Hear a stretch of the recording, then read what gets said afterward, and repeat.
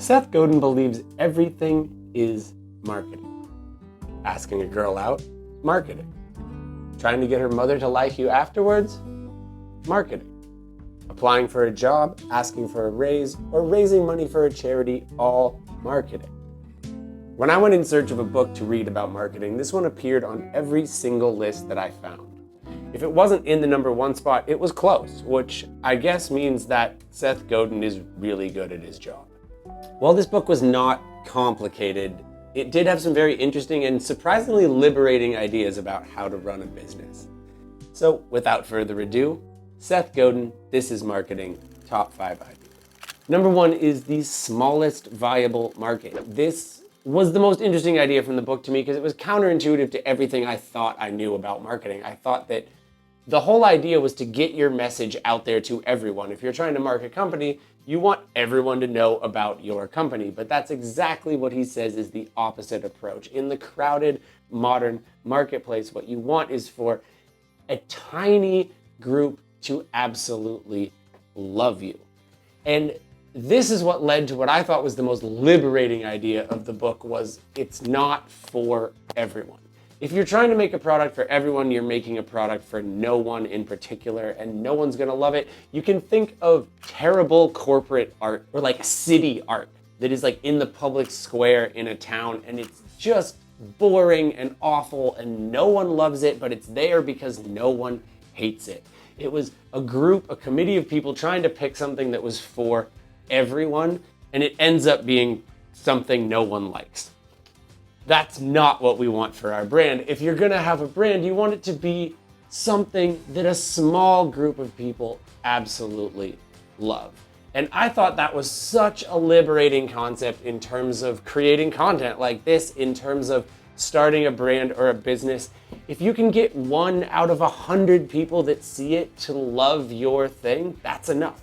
That's good enough, which is so freeing and liberating in what you can do with it and how much you can bring your personality into it and how just less scared I am of people not liking the things that I do. Like, who cares? You're one of the 99 out of 100 that doesn't have to love it. If I get 1 out of 100 people that see these videos to be repeat customers and come back and love my channel, it's going somewhere. And that's such a liberating idea. #2 is people like us do things like this. Once you've found your smallest viable market, now you look at everything that people in this target do. And you want people to feel like whatever you're portraying feels like them. If you have an outdoors product, you want to feel like the target market you're going after. Maybe they also like acoustic guitars and drive Subarus and wear Patagonia. And if you can put those 3 things together around a campfire and have this image where people are like, oh, that looks like my friends. That looks like what I do. People like me do things like this. You then connect to the brand. Whether you know it or not, it's this subtle feeling that this thing is for me. #3 is what you say isn't nearly as important as what people say about you. He does this whole breakdown in the book of how much pay-per-click advertising costs now, and it blew my mind. People are paying more than $50 often for a conversion. To get 1 sale of a product that costs $35 that they're making $2 on, they're paying $50 in advertising fees.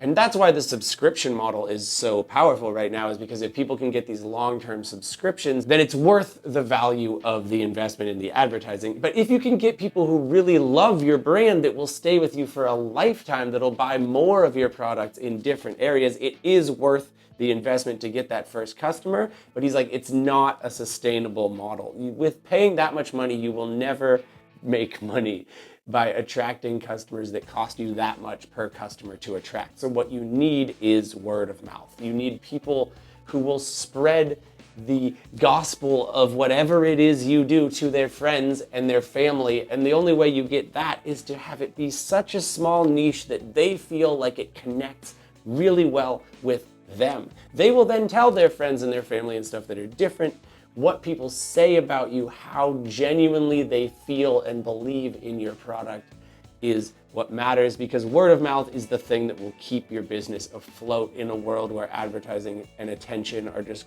constantly getting more and more expensive. Number 4 is frequency is trust. My intuition was, if I'm gonna start a brand, I'm gonna have a bunch of different ad campaigns, and I'm gonna go in and I'm gonna test out a bunch of different theories and see what might connect with different people. But he's like, that's not what you wanna do.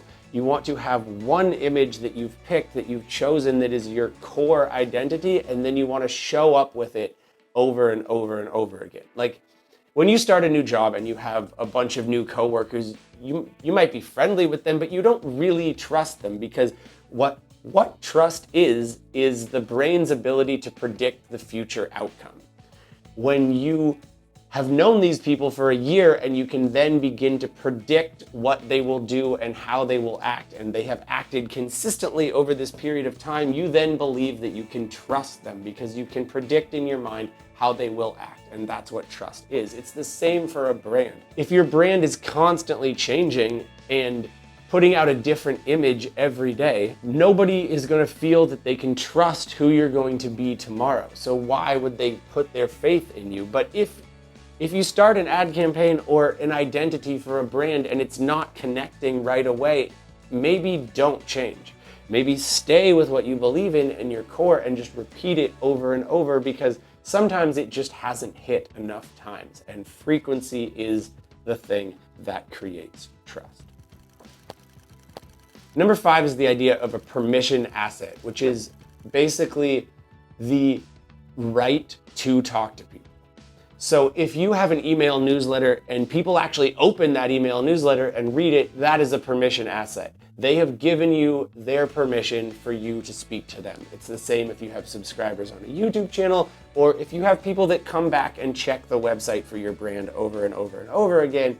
You have an asset of permission. And he's like, this is one of the most valuable things in the world, and you must protect it. You must make sure that you don't spam your audience with junk so that they stop opening your emails, that you don't put out things that are not aligned with your brand. Because in a world that is as crowded as the attention marketplace is today, in order to get anyone to listen to you about anything is very difficult. And the way to do that is through consistency. Thank you for listening. I hope that was fun. I learned a bunch from it. More videos around here. Check them out, subscribe, whatever. See you in the next one.